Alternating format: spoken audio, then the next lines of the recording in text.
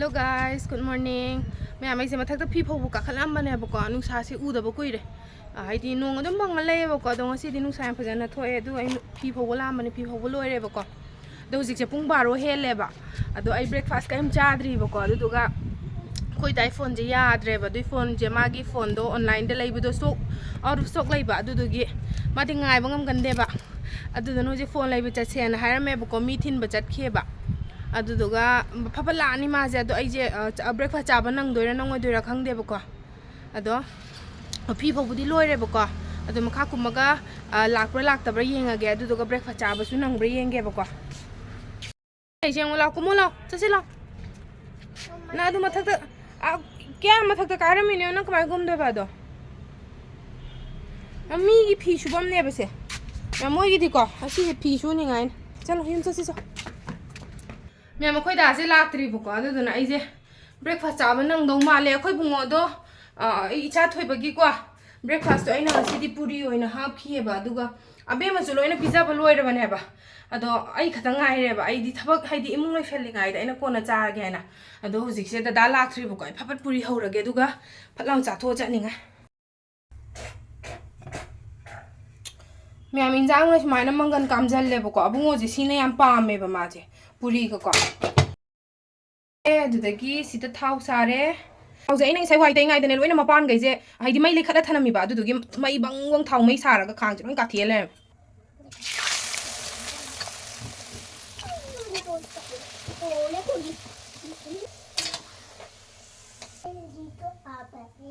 Suyam kok se ko ai ngasi je kok tum ke toram tal la ko adugi kok tum da bagi loi nap khre sam ga o poi puri Mari haure aigi abe mading saing na sang rabane ba ya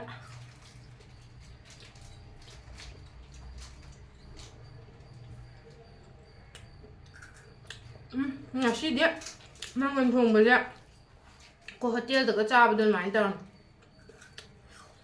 ai dik ta mun gal le ba mangan de kam ba la ngasi di mun gi de sina haw ma ngasi chagempomba chagempomba em chani nge bokon ha dagi dada na hangam ma pun manga le ko do amma khadam cha da ngari ba khujel le ba ko friste sum tham ba do bim chang do tan cha ge do odo mam ai tan jam da cha ba lo chan gi ge ba ha di tu na cha tho ge ba ko ai ji akhoi dada do la de mu loiram de na mu ngang ni ba यहाँ phone गई से फसा फसा ना थार लाई रे चलो बे ओगलो यहाँ मैं सी फोन जम पा में बको टीवी जो ले ये फसा ना चाव ना ले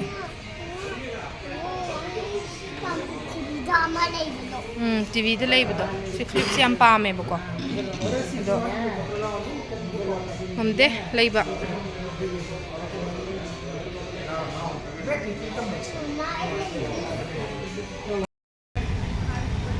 मैं बेंगलोर की ट्रैफिक से जो फसा बने तो अखोई स्टोर दगी थोकले बको अदो अखोई दाना पाम्बा फोन दो ऑनलाइन दे लई है ऑफलाइन लईते ना अदो स्टोर अमदा मु चल हंगु बिनी बको ले हम घरी से फसे ना हंगु बु रुपा लिसिंग 8GB 128GB 42 ने अस्सी से ना 48GB 28GB 28GB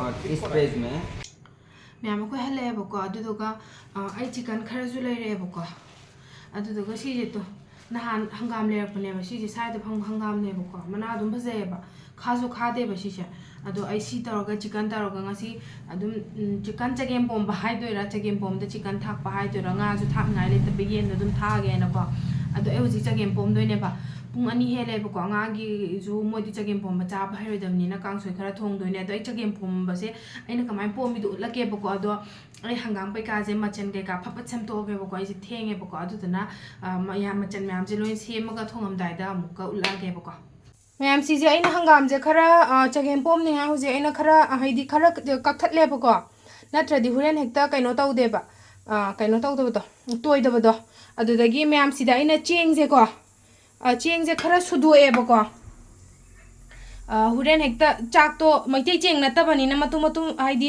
ꯃꯄꯨꯝ ꯃꯄꯨꯝ ꯇꯥꯔ ꯂꯩꯕꯗꯣ ꯑꯗꯨ ꯆꯒꯦꯝꯁꯤꯗ ꯈꯔ ꯁꯨꯗꯣꯛꯑꯦ ꯑꯗꯒꯤ ꯌꯦꯟꯁꯦ ꯑꯩꯅ ꯀꯥꯎꯇꯪ ꯇꯥꯎꯊꯣꯛꯑꯦꯕꯀꯣ ꯑꯗꯨꯗꯨꯒ ꯁꯤꯒꯤ ꯌꯦꯟ ꯃꯆꯨꯝꯁꯤꯗ ꯍꯣꯔꯦꯟ ꯑꯗꯨꯝ ꯀꯩꯅꯣ ꯆꯒꯦꯝꯄꯣꯝꯗꯣ ꯁꯣꯛ ꯇꯧꯁꯜꯂꯒꯦꯅ ꯑꯗꯨꯒ ꯀꯨꯀꯔꯁꯤꯗ ꯂꯩꯔꯦ ꯑꯗꯨꯗꯤ ꯑꯩ ꯍꯪꯒꯥꯝꯁꯦ ꯑꯉꯥꯡꯒꯤ ꯀꯥꯡꯁꯣꯏꯁꯨ ꯀꯥꯝꯕ ꯂꯣꯏꯈ꯭ꯔꯦ ꯆꯥꯛꯁꯨ ꯀꯥꯝꯕ ꯂꯣꯏꯈ꯭ꯔꯦ ꯑꯩꯁꯦ ꯌꯥꯝ ꯊꯦꯡꯉꯦꯕꯀꯣ ꯄꯨꯡꯁꯦ ꯑꯩꯈꯣꯏ ꯉꯁꯥꯏ ꯐꯣꯟ ꯌꯦꯡꯕ ꯆꯠꯂꯨꯕꯗꯣ ꯑꯗꯨꯗꯨꯅ ꯑꯗꯣ ꯁꯤꯗ ꯍꯪꯒꯥꯝꯁꯦ ꯍꯥꯞꯆꯤꯜꯂꯅꯤ ꯃꯌꯥꯝ ꯍꯪꯒꯥꯝ ꯍꯥꯞꯄ ꯂꯣꯏꯔꯕꯅꯤꯅ ꯁꯤ ꯆꯒꯦꯝꯁꯦ ꯈꯔ ꯍꯥꯞꯆꯤꯜꯂꯒꯦ ꯌꯥꯝꯃꯟꯒꯗ꯭ꯔꯥ ꯈꯪꯗꯦ ꯑꯗꯨꯏꯁꯨ ꯍꯥꯞꯆꯤꯟꯈ꯭ꯔꯒꯦ ꯑꯗꯨꯒ ꯃꯌꯥꯝ ꯑꯩꯗꯤ ꯍꯋꯥꯏꯖꯥꯔꯁꯦ ꯑꯇꯦꯛꯄ ꯂꯩꯇꯕꯅꯤꯅ ꯁꯤꯁꯦ ꯑꯩꯅ ꯌꯨꯝꯗꯒꯤ ꯑꯀꯪꯕ ꯄꯨꯔꯛꯄꯗꯣ ꯑꯩꯅ ꯁꯤ ꯇꯤꯡꯊꯣꯛꯄꯅꯦꯕꯀꯣ ꯑꯗꯨ ꯁꯤꯁꯦ ꯁꯤꯗ ꯍꯥꯞꯆꯤꯜꯂꯒꯦ ꯈꯔ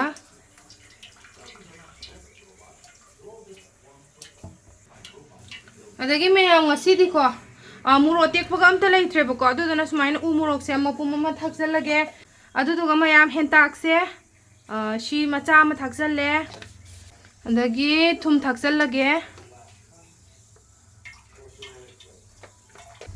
ꯑꯗꯨꯒ ꯃꯌꯥꯝꯁꯤꯗ ꯏꯁꯤꯡ ꯈꯤꯇꯪ ꯍꯩꯖꯤꯜꯂꯒꯦꯕꯀꯣ ꯑꯗꯨꯗꯒꯤ ꯏꯁꯤꯡ ꯈꯔ ꯍꯩꯖꯤꯜꯂꯦ ꯑꯗꯨꯗꯨꯒ ꯃꯌꯥꯝ ꯑꯩꯅ ꯍꯧꯖꯤꯛ ꯇꯥꯎꯕ ꯌꯦꯟꯗꯣ ꯑꯗꯨꯁꯨ ꯁꯤꯗ ꯑꯗꯨꯝ ꯍꯥꯞꯆꯟꯈ꯭ꯔꯒꯦ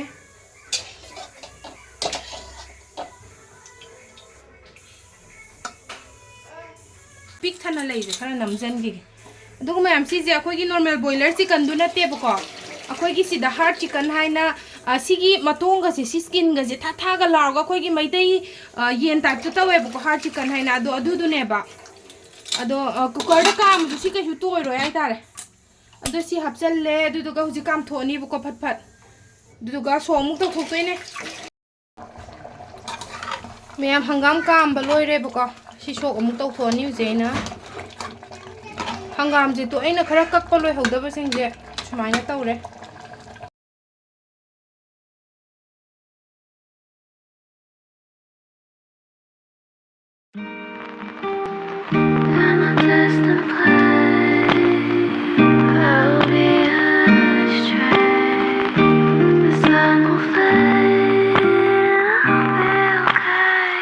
I wish I was on my road, heading to you cause you made me feel I'm home. I wish I was talking to you on my road, cause I know I'm too scared to love and shine like chrome. I wish I was on my road, heading to you cause you made me. ꯊꯤꯈ꯭ꯔꯦ ꯍꯥꯏꯗꯤ ꯑꯩꯅ ꯀꯩꯅꯣꯁꯤꯁꯨ ꯈꯔ ꯆꯦꯡꯁꯤꯁꯨ ꯈꯔ ꯌꯥꯝꯊꯣꯛꯈ꯭ꯔꯕ ꯃꯥꯜꯂꯦꯕꯀꯣ ꯑꯗꯨꯗꯨꯒ ꯗꯗꯥ ꯍꯣꯏ ꯂꯣꯏ ꯆꯥꯈ꯭ꯔꯦꯕꯀꯣ ꯑꯗꯣ ꯑꯩꯈꯣꯏ ꯗꯥꯅꯗꯤ ꯌꯥꯝ ꯍꯥꯎꯋꯦꯅ ꯍꯥꯏꯌꯦꯕꯀꯣ ꯑꯩꯗꯤ ꯆꯥꯗ꯭ꯔꯤꯕ ꯑꯗꯣ ꯑꯩ ꯍꯧꯖꯤꯛ ꯆꯥꯔꯒꯦ ꯆꯤꯛꯀꯟꯁꯨ ꯌꯥꯎꯔꯦ ꯆꯤꯛꯀꯟꯁꯦ ꯀꯣꯠꯊꯒꯦ ꯇꯧꯕꯅꯦ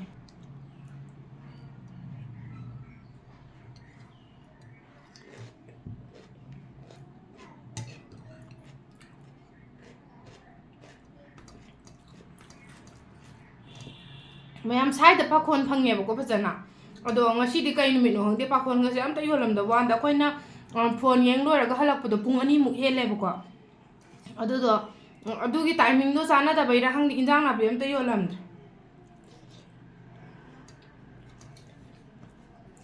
ꯃꯌꯥꯝ ꯍꯥꯎꯋꯦ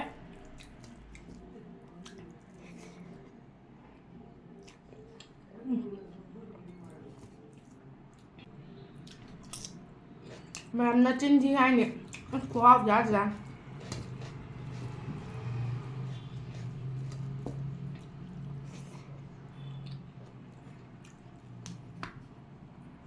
ꯑꯁꯤꯒꯤ ꯌꯦꯟꯁꯦ ꯆꯤꯡꯕꯒ ꯉꯝꯕꯖꯥꯠ ꯅꯠꯇꯦꯗ ꯀꯣꯟ ꯆꯥꯗꯦꯕꯀꯣ ꯌꯥꯝꯗꯤ ꯍꯥꯎꯕ ꯑꯗꯣ ꯍꯥꯏꯗꯤ ꯑꯩꯈꯣꯏꯗꯤ ꯑꯗꯨꯝ ꯆꯥꯕꯗ ꯀꯩꯅꯣ ꯇꯧꯒꯟꯗꯦꯕ ꯑꯊꯣꯠꯄ ꯄꯥꯝꯕ ꯃꯤ ꯅꯠꯇꯕꯅꯤꯅꯅꯦ ꯑꯗꯨꯝ ꯌꯥꯏ ꯀꯩꯁꯨ ꯀꯥꯏꯗꯦ ꯃꯔꯨ ꯃꯔꯥꯡ ꯁꯥꯏꯕ ꯃꯤꯅꯤꯅꯅꯦ ꯁꯥꯏꯌꯦ ꯌꯥꯝꯅ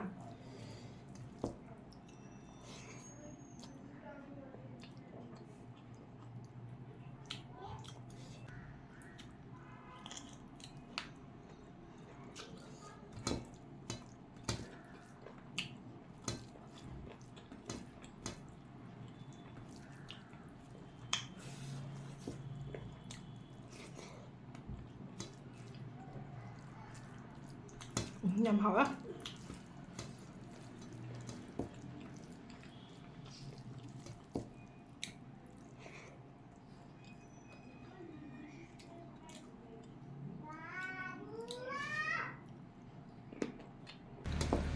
Mẹ mua mà thật chân kiểu shit cả đấy.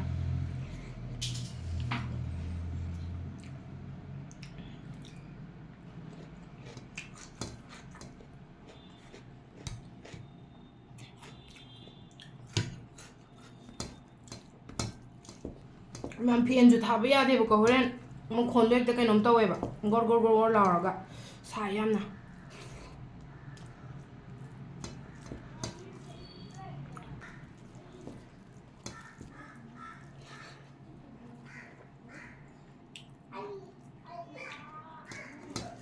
Phiền cho mà tung shit cái ngâm được vào này đã.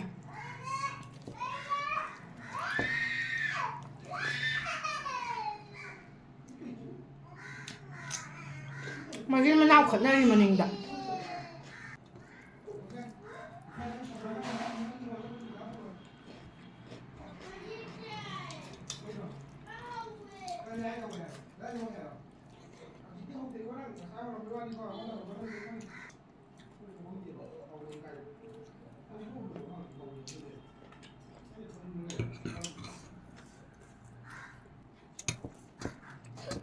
Mẹ làm sao với thắc bây thì quả Banglore sẽ đi lấy cái ngoài nữa. Sẽ tập hăng tập bọt lấy thế. Con manipuri mà nam machine ngồi rồi. Ở đây kia mới sai cái local cái oina đúng. Ở cái rasma mà lụa tiệp đó đúng có chụp hăng nghe bọc. Cái chân hăng nghe là bọt chạy nó chun hăng nghe.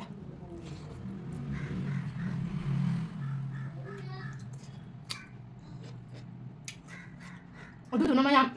Banglore à, cái cha bị thắc có hỏng này nè. Bác cha chạy bọc quả. Đó, người chưa được đúng phải giải ai ta.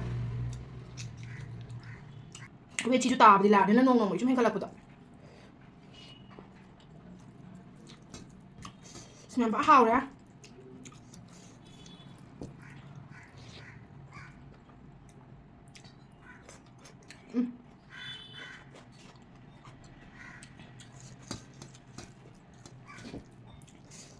Sige mà chân giấy dùng sạc chủ thảo không thêm một cái nào mà đủ tinh bạc đủ khuyết trang ngay bagi khuyết thong này bà.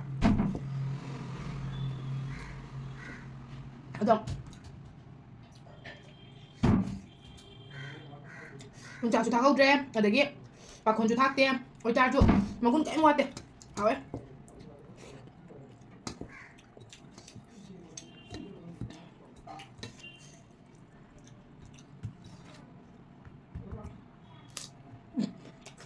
Làm cái chắc xanh rẻ.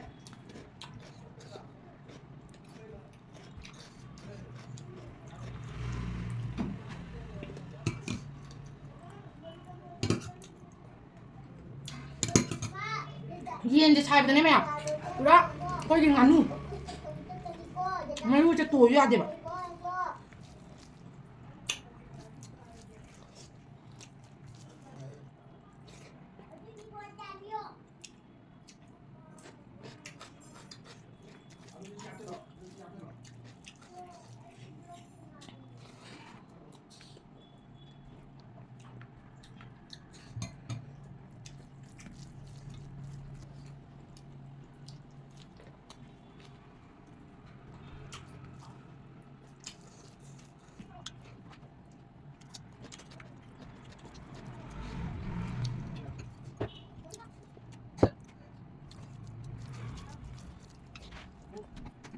Hey guys. Nó ui giờ bạn. Cái ra thử này. Mới chạm lên trang này của mới lên cà phê trồng bì à. Hầu nước. Làm hầu à.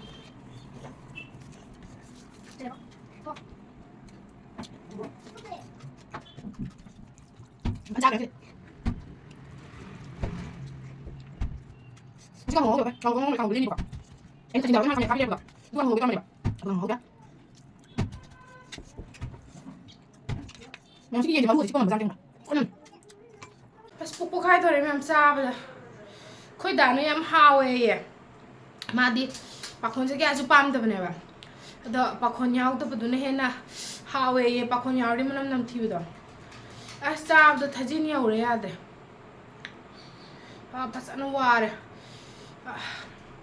Hay cùng bấm san nghe bố ꯍꯩꯒꯨꯝꯕ ꯑꯃ ꯆꯥꯅꯤꯡꯉꯦ ꯑꯗꯣ ꯍꯩ ꯂꯩꯇꯦ ꯑꯗꯣ ꯑꯩꯈꯣꯏ ꯕꯨꯡꯉꯣꯁꯦ ꯃꯀꯣꯛ ꯆꯤꯛꯑꯦ ꯑꯌꯨꯛ ꯉꯟꯇꯥ ꯍꯧꯒꯠꯂꯒ ꯁ꯭ꯀꯨꯜ ꯆꯠꯄꯗꯣ ꯑꯗꯩ ꯃꯥꯗꯤ ꯇꯨꯝꯕꯁꯨ ꯊꯦꯡ ꯇꯨꯝꯒꯜꯂꯦꯕꯀꯣ ꯉꯟꯅ ꯇꯨꯝꯕ ꯁꯨꯡꯌꯥ ꯌꯥꯗꯦꯕ ꯑꯗꯨꯗꯨꯅ ꯑꯩꯈꯣꯏ ꯕꯨꯡꯉꯣꯁꯦ ꯍꯧꯖꯤꯛ ꯉꯥꯛꯇꯪ ꯇꯨꯝꯍꯟꯒꯦꯕꯀꯣ ꯍꯣꯔꯦꯟ ꯗꯗꯥꯅ ꯈ꯭ꯔꯤꯁꯃꯥꯁꯀꯤ ꯌꯥꯝ ꯂꯥꯡꯉꯦ ꯃꯣꯏꯁꯦ ꯃꯅꯤꯡꯗ ꯈ꯭ꯔꯤꯁꯃꯥꯁꯀꯤ ꯑꯩꯈꯣꯏꯒꯤ ꯃꯣꯜ ꯈꯨꯗꯤꯡꯃꯛꯇ ꯍꯧꯖꯤꯛꯀꯥꯟꯗꯤ ꯈ꯭ꯔꯤꯁꯃꯥꯁ ꯃꯇꯝꯒꯤ ꯃꯣꯜꯗ ꯈꯛꯇꯪ ꯅꯠꯇꯦ ꯁꯣꯔꯨꯝꯅꯤ ꯈꯪꯗꯦ ꯑꯃꯅꯤ ꯈꯪꯗꯦ ꯂꯣꯏꯅ ꯗꯦꯀꯣꯔꯦꯁꯟ ꯇꯧꯕ ꯍꯧꯅꯔꯦꯕꯀꯣ ꯑꯗꯨꯗꯨꯅ ꯗꯗꯥꯅ ꯍꯣꯔꯦꯟ ꯑꯉꯥꯡꯈꯩ ꯍꯔꯥꯎꯅꯤꯡꯉꯥꯏ ꯁꯤꯗ ꯑꯣꯔꯥꯏꯟ ꯃꯣꯜꯗ ꯆꯠꯂꯨꯁꯦ ꯑꯩꯌꯦ ꯅꯛꯑꯦꯕ ꯑꯩꯈꯣꯏ ꯁꯤꯗꯒꯤ ꯑꯗꯨꯗꯨꯅ ꯑꯕꯨꯡꯉꯣꯁꯦ ꯉꯥꯛꯇꯪ ꯇꯨꯝꯍꯟꯒꯦꯕ ꯃꯥ ꯁ꯭ꯀꯨꯜ ꯍꯜꯂꯛꯄꯒꯤ ꯃꯥꯗꯤ ꯍꯦꯛꯇ ꯋꯥꯏꯑꯦꯕ ꯑꯗꯨꯗꯨꯅ ꯑꯍꯤꯡꯁꯨ ꯉꯟꯅ ꯇꯨꯝꯕ ꯍꯦꯛꯇ ꯌꯥꯗꯦꯕ ꯃꯥ ꯉꯥꯛꯇꯪ ꯇꯨꯝꯍꯟꯒꯦ ꯑꯗꯨꯒꯅꯦ ꯍꯣꯔꯦꯟ ꯅꯨꯡꯗꯥꯡ ꯋꯥꯏꯔꯝ ꯑꯣꯔꯥꯏꯟ ꯃꯣꯜ ꯆꯠꯇꯣꯏꯅꯦꯕꯀꯣ ꯑꯗꯣ ꯑꯩ ꯀꯣꯛꯁꯤꯁꯨ ꯇꯨꯝꯊꯣꯛꯀꯦ ꯇꯧꯕꯅꯦ ꯈꯤꯇꯪ ꯀꯦꯔꯒ ꯆꯠꯅꯤꯡꯉꯗꯤ ꯀꯣꯛꯁꯦ ꯂꯣꯏ ꯅꯞꯄꯦꯕ ꯌꯥꯗ꯭ꯔꯦꯕꯀꯣ ꯑꯗꯨꯒꯤ ꯇꯜꯂꯗꯤ ꯇꯣꯛꯇꯣꯏꯅꯦ ꯑꯗꯣ ꯑꯕꯨꯡꯉꯣꯁꯦ ꯉꯥꯛꯇꯪ ꯇꯨꯝꯍꯟꯈꯤꯒꯦ ꯑꯗꯨꯒ ꯑꯃꯨꯛꯀ ꯍꯣꯔꯦꯟ ꯑꯣꯔꯥꯏꯟ ꯃꯣꯜ ꯆꯠꯂꯝꯗꯥꯏꯗ ꯑꯃꯨꯛ ꯊꯦꯡꯅꯔꯁꯦ